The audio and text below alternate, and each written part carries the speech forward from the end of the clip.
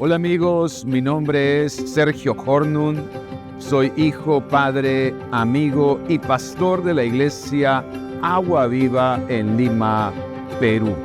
Junto con mi esposa Carla tenemos 4 hijos y viajamos por el mundo capacitando y entrenando otros líderes. Y este es mi testimonio.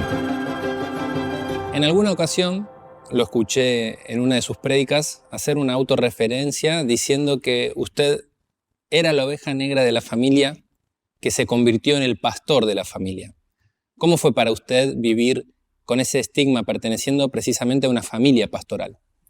Bueno, en realidad más que un estigma, Leandro, fue la presión de venir de una familia conservadora y colisionar con un mundo, un colegio, un barrio y amigos completamente liberales. Y fue difícil navegar esos días de colegio y de escuela y los amigos del barrio y finalmente esa corriente muchas veces es tan dura que te termina no solamente alejando de la iglesia, sino también alejando de Dios y es por eso que pasé una temporada, digamos, apartada de las cosas de Dios, apartada de la iglesia, como dicen algunos, haciendo mi testimonio por allá y bueno, la gracia de Dios nuevamente me encontró y pude volver a la iglesia y es un poquito la historia de esa temporada de mi vida.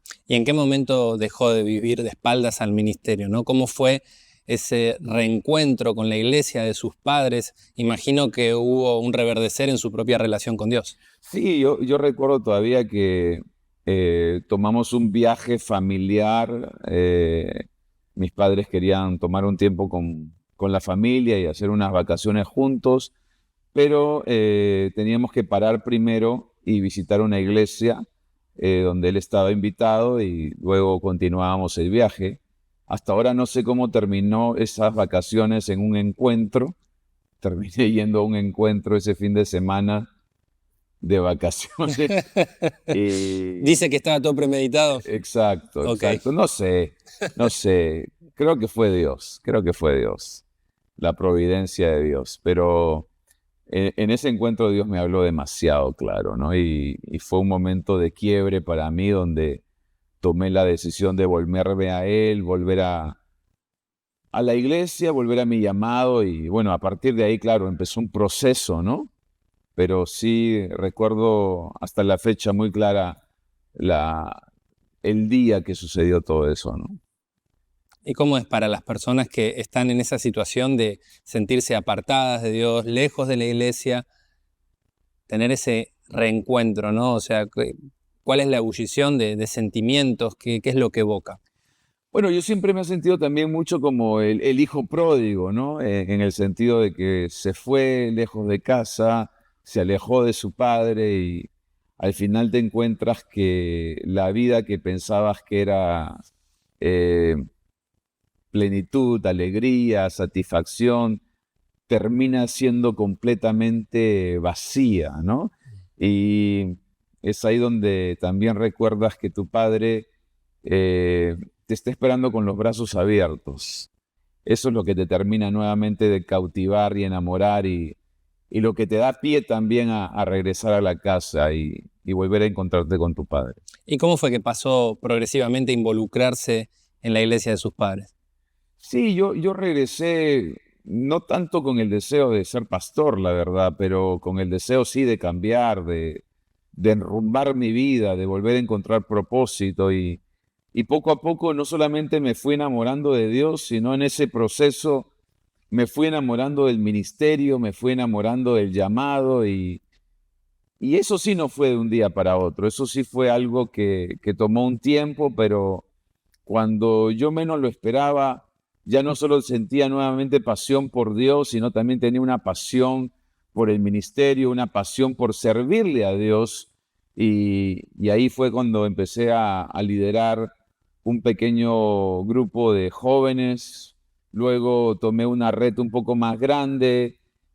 Por la misericordia de Dios eso fue creciendo. Y cuando menos me di cuenta, estaba ya liderando un grupo bastante numeroso en mi ciudad, en mi país, y bueno, luego conocí a mi esposa, ambos teníamos el mismo llamado, teníamos el mismo propósito, servirle a Dios, hacer cosas grandes para Él, y las cosas como que se fueron también acomodando en el camino, ¿no? Bien. ¿Y en qué momento pasa a ser el pastor principal de la iglesia? Bueno, ahí sí pasaron muchos años, ¿no?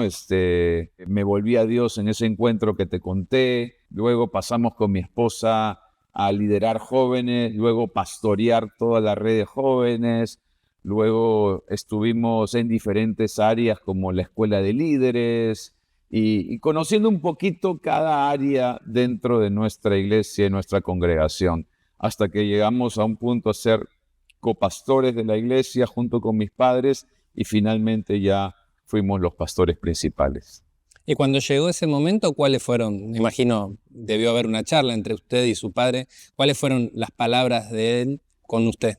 Mira, recuerdo muy claro la noche en que mis padres hicieron una ceremonia, digamos, oficial delante de toda la congregación, y fue una noche gloriosa para nosotros, donde ellos nos dieron, como se dice, la posta, la estafeta y Pasó la batuta. la batuta, ¿no?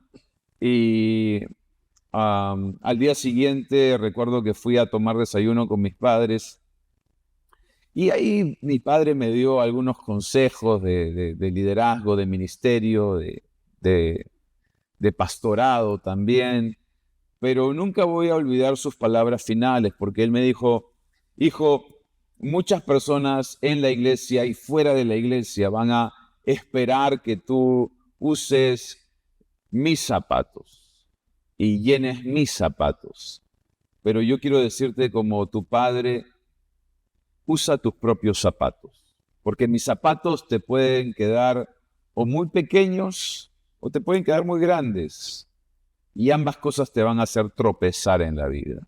Así que quiero darte la libertad de que te puedas poner tus zapatos, correr tu carrera y avanzar hacia tu llamado.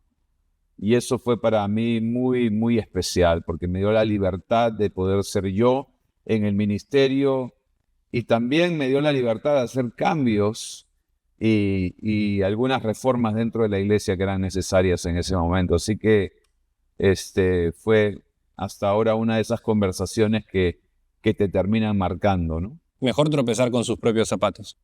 Exacto, exacto. Es que la verdad es que todos vamos a cometer errores y son inevitables en el ministerio, en la vida. Y es mejor tener tus propias experiencias, porque así puedes madurar, crecer y cambiar. ¿Cuáles son los consejos proactivos que usted da acerca de la transición generacional dentro del ministerio, cuando llega ese momento del pase de la antorcha, como le pasó a usted con su padre?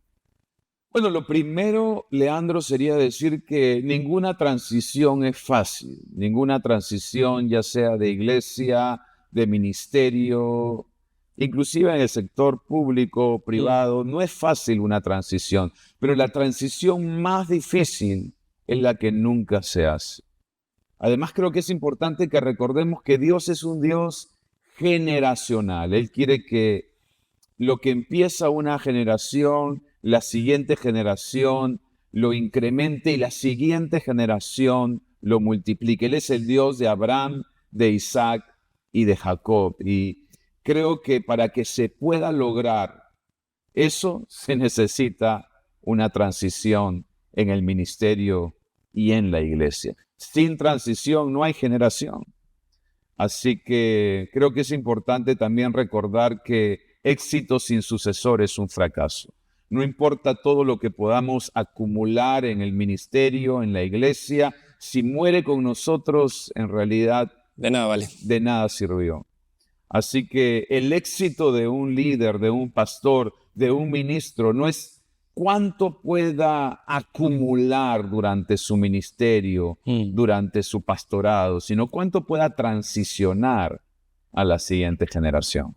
Y cuando llega el momento de transicionar en los ministerios, ¿cuáles suelen ser los mayores desafíos a los que se enfrentan? Hay varios desafíos.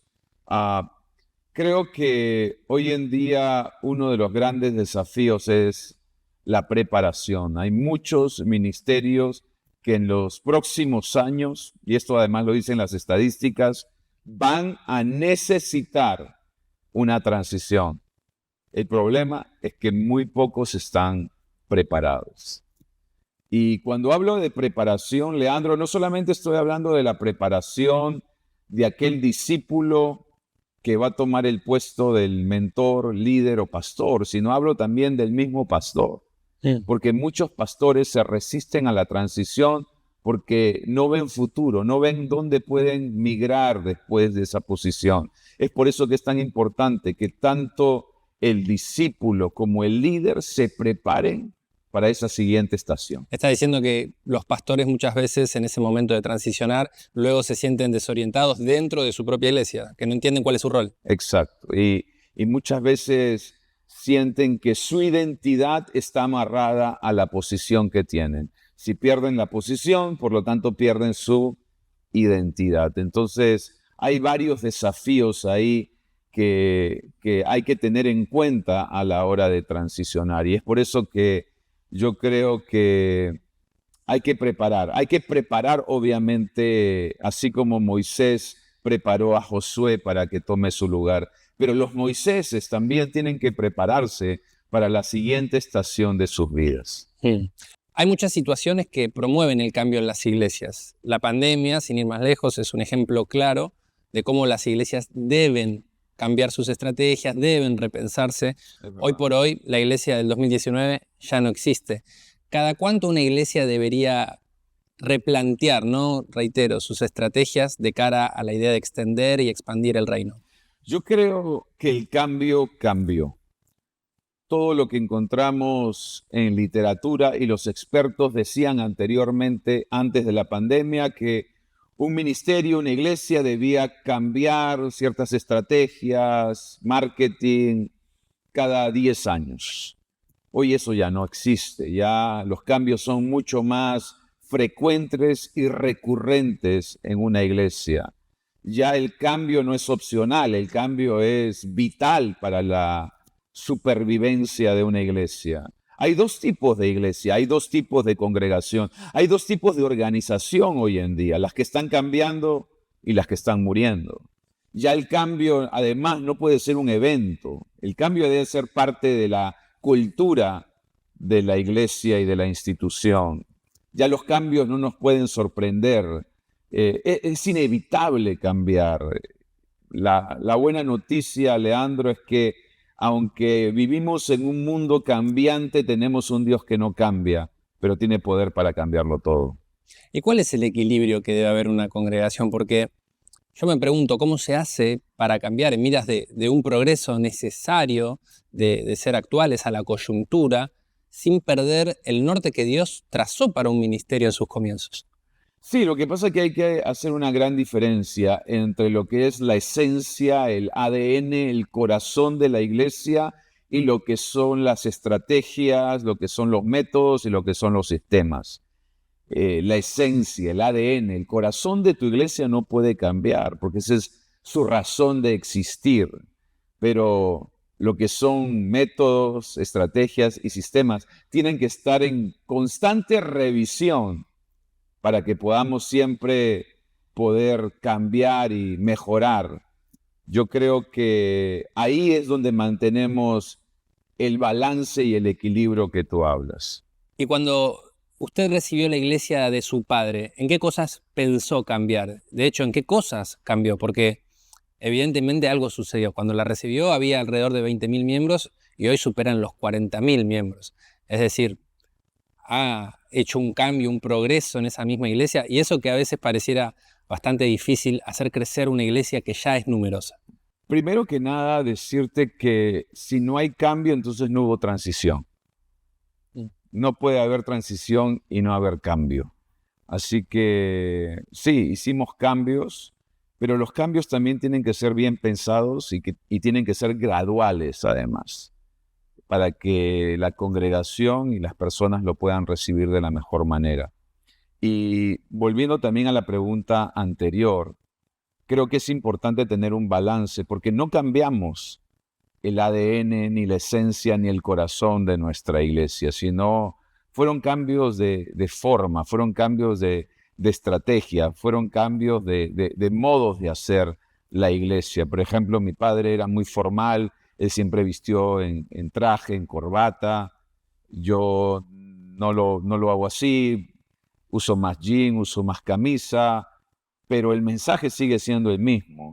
La palabra sigue siendo la misma. Los énfasis. Los énfasis, los principios, los valores de la iglesia no cambiaron. Y creo que eso nos ayudó a alcanzar una nueva generación y creo que de alguna manera u otra también es parte de ser uno mismo, auténtico con uno mismo, ¿no?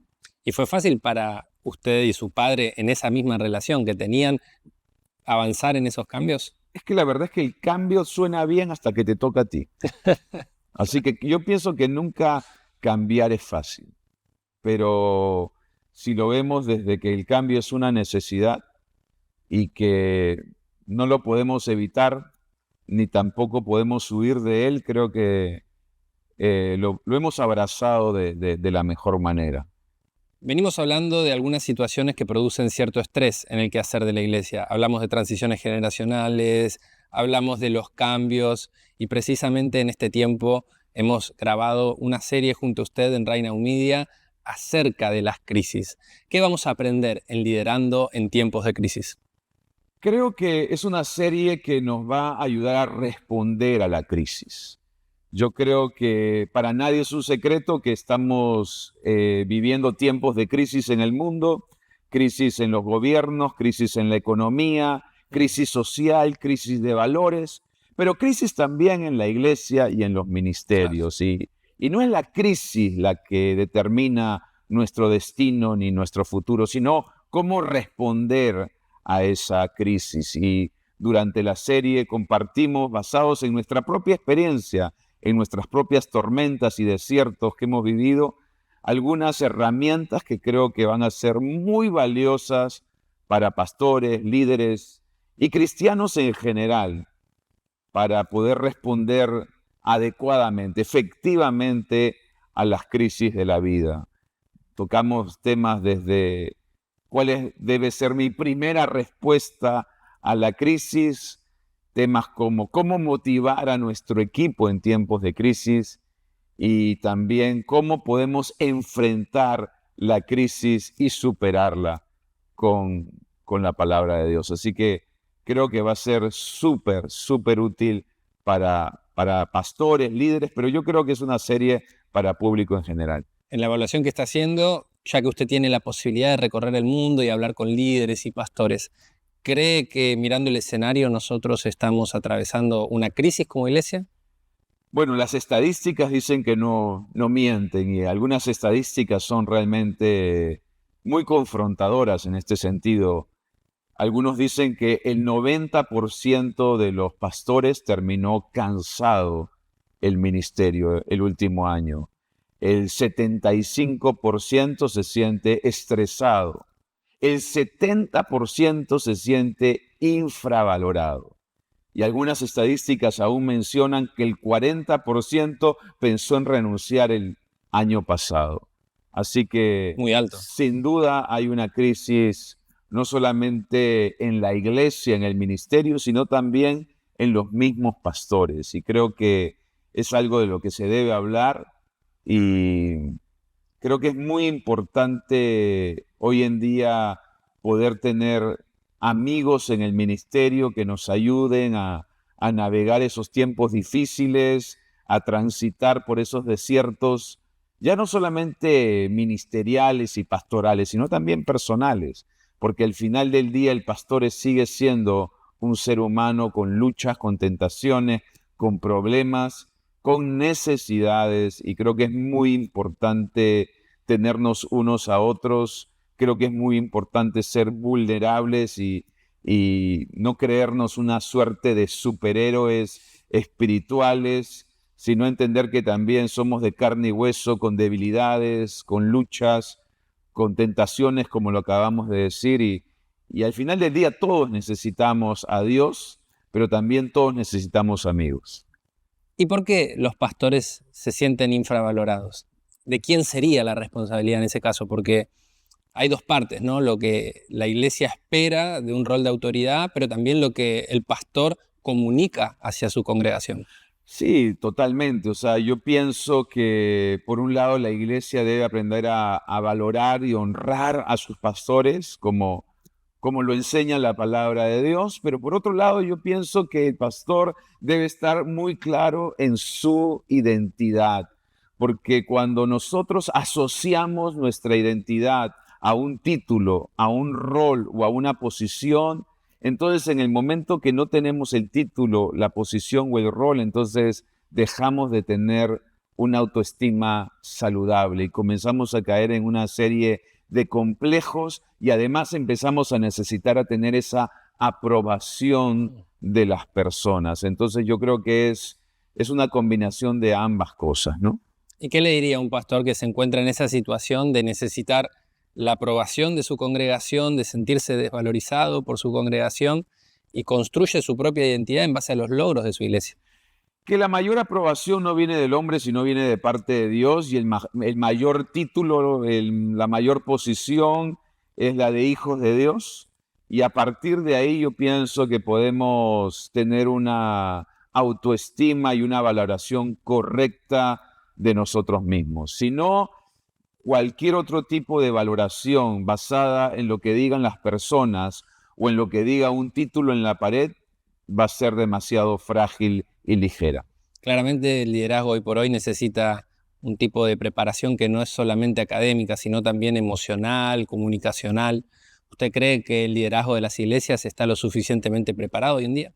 Yo pienso que las iglesias necesitan prepararse de una manera integral, no solamente en el conocimiento de la palabra, que obviamente es importante, sino que los pastores también tengan una salud mental, una buena autoestima y que entiendan que el ministerio y el pastorado no es fácil, no se puede lograr si no tenemos una comunión real, genuina y verdadera con Dios, pero también esto es de relaciones y necesitamos tener relaciones saludables, no solamente de manera vertical, sino también de manera horizontal.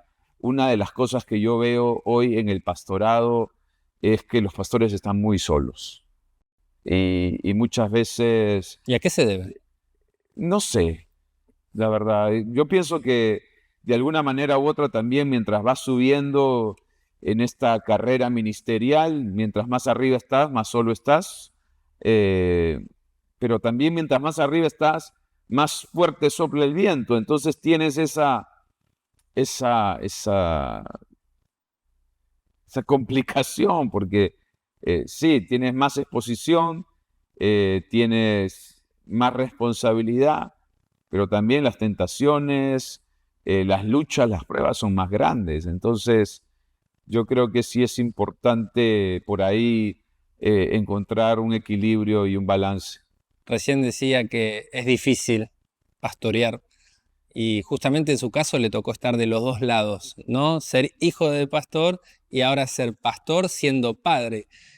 ¿Qué le produce a usted tener a sus hijos creciendo en el ministerio? Me mencionaba fuera de cámara que uno de sus hijos ya está en el momento de liderar un grupo de adolescentes. ¿Cómo vive ese momento? Pues con mucha alegría uno siente una gran satisfacción por ver a sus hijos seguir sus pisadas y de alguna manera u otra empezar a dar sus primeros pasos en su llamado, en su servicio a Dios. Ver a mis hijos apasionados por Dios no tiene precio y verlos ya cumpliendo su asignación en esta tierra es algo que me llena de satisfacción como padre, aún más que mis propios logros, verlos a ellos empezar a tener sus propios logros me hace una persona absolutamente feliz y la verdad que es un motivo de satisfacción, pero también es ver las promesas de Dios cumplidas en tu vida, ¿no? Todo lo que uno ha predicado yo y mi casa serviremos al Señor y ninguno se va a apartar. Que las promesas se cumplan. Que las promesas se cumplan, ¿no? Porque una cosa es que las promesas se cumplan en tu vida y otra cosa es ver ya que las promesas se empiezan a cumplir en tus hijos y en tus generaciones. ¿Hay algo en lo que usted se esfuerza por evitar con sus hijos que le tocó vivir cuando usted era hijo de pastor? La verdad que tuve unos padres increíbles. Bueno, los tengo, ambos están con vida, gracias a Dios, y algo que siempre me predicaron fue con el testimonio, con el ejemplo. Y ahora que soy padre, entiendo que si hoy estoy donde estoy es gracias a las oraciones de mis padres. Entonces, algo que más bien hemos tratado de ser muy intencionales junto con mi esposa es orar por nuestros hijos, bendecir a nuestros hijos y declarar las promesas de Dios sobre nuestros hijos. Pastor Onún, llegamos al final de esta entrevista y me gustaría preguntarle, como hacemos con todos, ¿cuál es su testimonio? Mi testimonio es el de una oveja negra que terminó siendo el pastor de la iglesia y que hoy, por la gracia de Dios, busca que otros hijos pródigos regresen a casa. Muchas gracias, pastor.